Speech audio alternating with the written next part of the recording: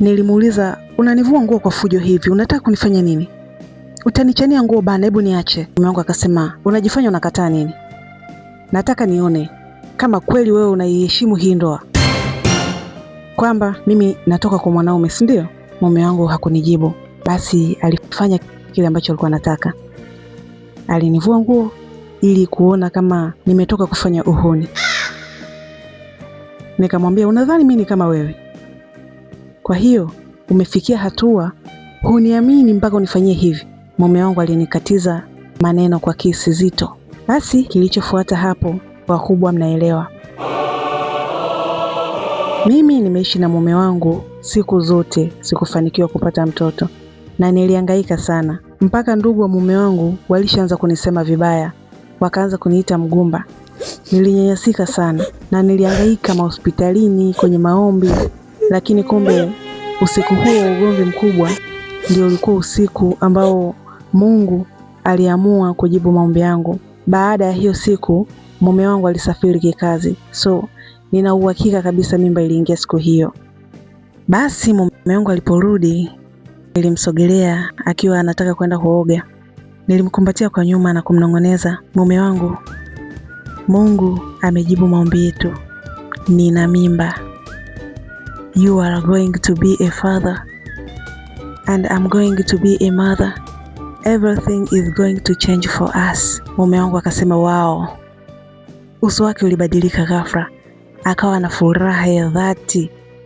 Alinyanyuka akanibeba juu juu, akinizungusha sebleni na kusema, Mungu wangu, Doris, kweli hatimaye naenda kuitwa baba sasa. Asante mke wangu, asante sana. Alinibandika mabusu kila mahali, akaniomba msamaha kwa makosa yote ya nyuma. Moyo wangu ulijawa na amani sana siku hiyo.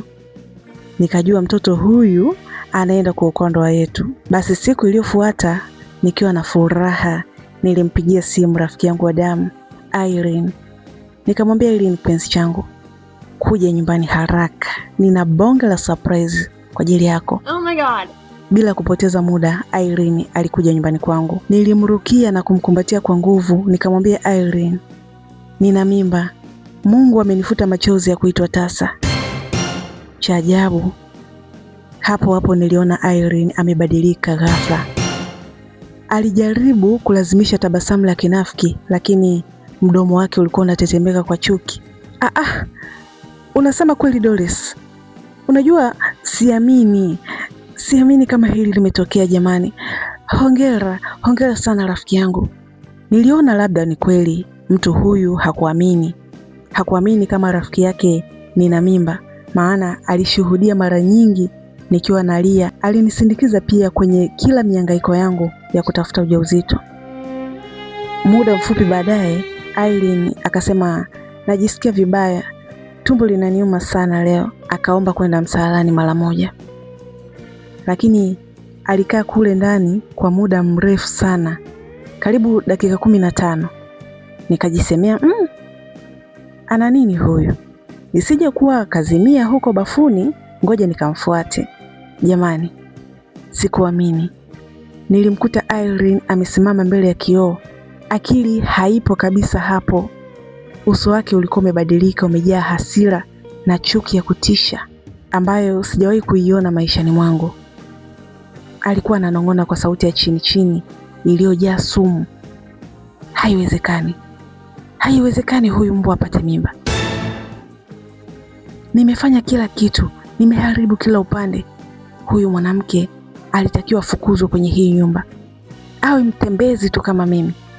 Hii mimba haitafikisha miezi 3, na hapa kwa jina langu itatoka tu. Nikasema what?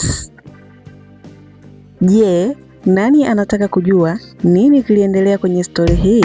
Nijibu hapo kwenye comments.